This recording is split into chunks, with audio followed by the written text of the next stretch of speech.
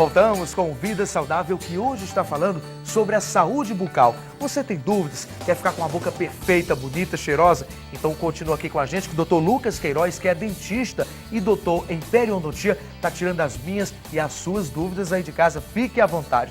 Dr. Lucas, agora eu quero saber do senhor, quais são os problemas mais comuns que afetam a nossa boca? Os principais problemas que afetam os dentes, que afetam a nossa boca, é a cárie e a doença periodontal.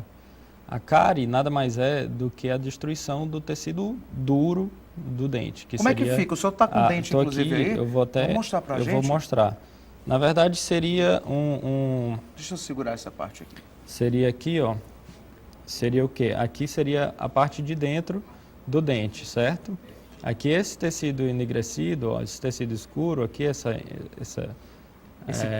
preto aqui, na verdade seria a cárie, e isso é o que? É em consequência da destruição do tecido duro do dente. O que provoca a cárie é a sujeira, doutor? Isso é a placa bacteriana. A falta de limpeza. Exatamente, as bactérias. E ela sai, a cárie? Tem como sair? Sim, aí a gente passa a fazer o tratamento. O tratamento seria o quê? Seria a restauração.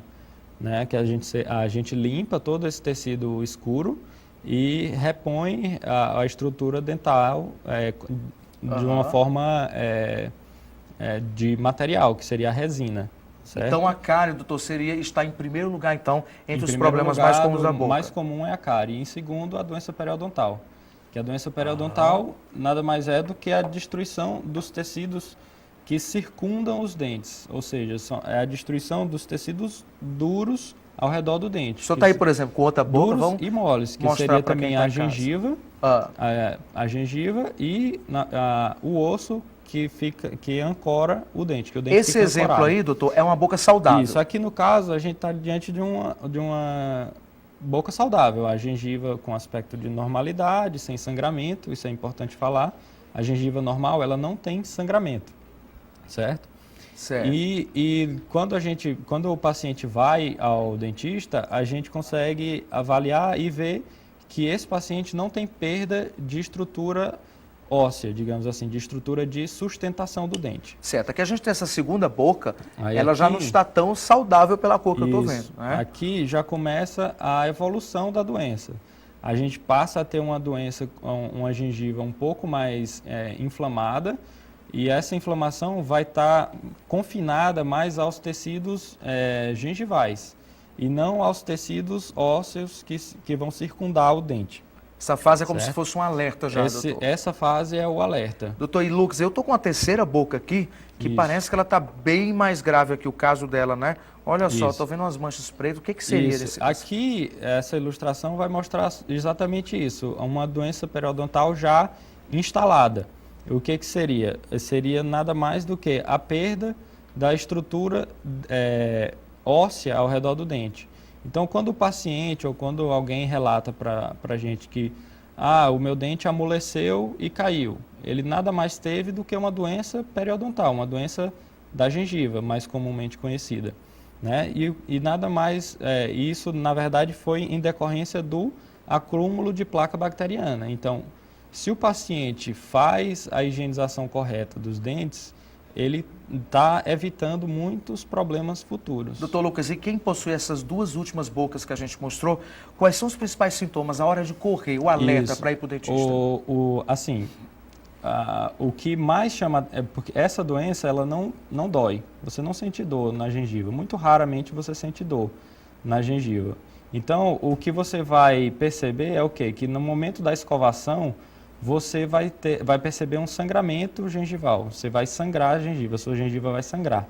Daí você já liga o sinal de alerta. Opa, esse é o primeiro sintoma. Sangrou, não é normal. Se está sangrando, então vamos procurar o dentista, porque tem alguma coisa errada. Essa é a dica, né? Agora eu queria saber do senhor, é uma dúvida também de muita gente, a maneira ou o lado que a gente dorme, por exemplo, ele pode provocar algum problema nos nossos dentes? As pessoas falam muito isso. Estou dormindo do lado direito, estou botando pressão no dente. Isso é verdade ou não? Não, acredito que não. Acho que isso não tem nada a ver. Não tem nada a ver, Não. né?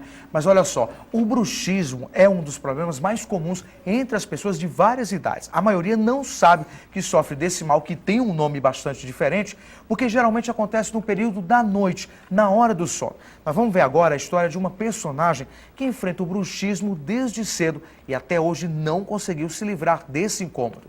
Vamos ver. A publicitária Jeane Mello tem bruxismo desde os 12 anos de idade. Ela confessa que é bastante ansiosa e passa o dia inteiro falando. Ela afirma que quase todas as noites enfrenta o problema. Bom, normalmente eu acordo com uma fadiga muscular muito grande no rosto da face, um cansaço mesmo facial, acompanhado de dores de cabeça bastante fortes. Então é muito comum, já no café da manhã, ter de tomar algum analgésico, que é muito ruim. Incomoda bastante, assim, no despertar você já ter esse conjunto de sintomas que te incapacita por alguns minutos de ter aquela agilidade necessária nos primeiros minutos da manhã, nas primeiras horas da manhã, então é muito ruim. Hoje Jeane faz tratamento médico e acupuntura. Ela também usa todas as noites essa placa de acrílico para amenizar as mordidas. Jeane confessa que sofre com bruxismo. Por causa do problema, foi obrigada a fazer canal em um dos dentes. Como eu já tenho bruxismo desde a adolescência, então diagnosticado e enfrento dores de cabeça e algumas dificuldades até em função da minha ansiedade, então o que acontece? Durante a noite, além de ranger os dentes, eu faço uma pressão muito forte, que é involuntária, não sinto que eu estou fazendo aquilo. Então, assim, já durante algum tempo, fazendo essa pressão, eu prejudiquei um dente são, que não era cariado nem nada, mas que teve uma necrosezinha na polpa. Eu precisei fazer um canal de um dente que não tinha nenhum problema, mas que foi constatado, né, que tudo isso era decorrente do bruxismo. Doutor Lucas, olha, o caso da Jeane é o que muita gente passa, né? Não sabe que tem. Eu, por exemplo, eu tenho, minha dentista falou, ela percebeu nos meus dentes, eu não sabia que à noite eu passava dessa forma. Agora eu quero saber do senhor, o que é exatamente o bruxismo, como é que ele acontece? O bruxismo, na verdade, nada mais é do que o ranger dos dentes, né? Se a gente prestar atenção aqui um pouquinho, na verdade, durante a noite, a gente vai ficar com a boca fechada e a gente vai exercer uma pressão e um movimento da boca. Então, é uma pressão e o ranger dos dentes. É o apertamento e o ranger dos dentes. Mas, doutor, mesmo dormindo a gente faz isso? Isso. Existem dois tipos de bruxismo. O diurno, que seria durante a vigília, quando a gente está acordado, a gente, involuntariamente, a gente aperta os dentes e range os dentes. E o noturno, que é o mais prejudicial. Por quê? Porque a gente não tem consciência de que está apertando o dente, não tem consciência de que está rangendo os dentes. Então, esse, sim, é um pouco mais prejudicial. E acaba acontecendo o que aconteceu com a Jeane. A Jeane falou aí na matéria, o senhor viu, que ela disse que é uma pessoa muito ansiosa e ela acha que é por isso. O bruxismo é provocado exatamente porque é comprovado? É comprovado que ele na verdade, ele está presente em mais ou menos 15% da população. 15% da população tem o bruxismo. E ele é mais frequente em mulheres e hoje em dia, eu costumo até brincar com meus pacientes, o mal do século é a depressão e o estresse, o estresse.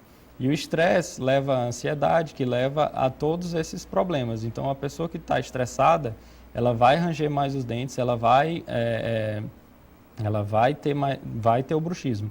E isso vai levar, sim, a consequências mais graves, como aconteceu do caso da Jeane. Então, assim, o bruxismo ele pode ser uma espécie de reflexo do que foi o seu dia?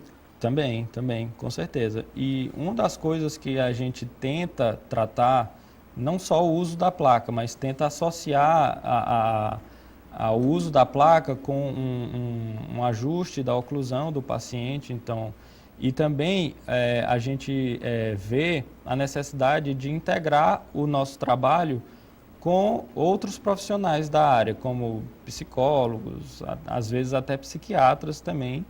Para quê? Para fazer o uso de medicação, ansiolíticos, que vão diminuir essa ansiedade dos pacientes. Então essa é a melhor maneira de evitar e prevenir o bruxismo, seria assim? Com certeza. Okay. Uma outra coisa também que é muito boa é a prática de exercícios físicos, na verdade. Porque a tensão muscular é aliviada com o exercício físico. Então isso também ajuda um pouco. Ok, então, doutor, vou pedir licença para o senhor, que eu tenho um recadinho para quem está em casa assistindo o Vida Saudável nesse sábado, você que está assistindo a gente aqui pela TV Cidade Verde.